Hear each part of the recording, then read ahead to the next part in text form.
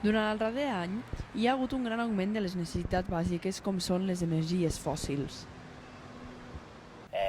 Anirà experimentant un creixement de preu al llarg del temps. És a dir, veníem d'una època de preus molt baixos i aquesta tendència no es anirà mantenint, i més encara quan hi ha un canvi d'estructura de composició d'aquesta energia. És a dir, la transició energètica cap a les energies sostenibles fa que requereixi de molta inversió i que, per tant, el cost de produir aquesta energia en aquests primers anys portarà a un encariment.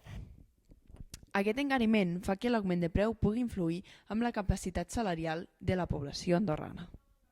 Això fa que la majoria de la ciutadania no pugui accedir a aquestes necessitats.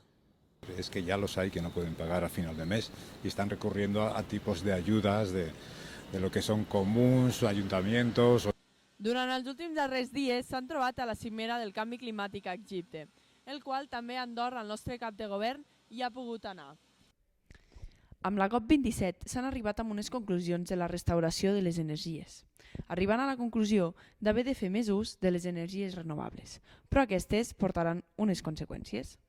Bueno, segurament tindrà conseqüències a nivell de preus d'energia, una mica el que està passant ara.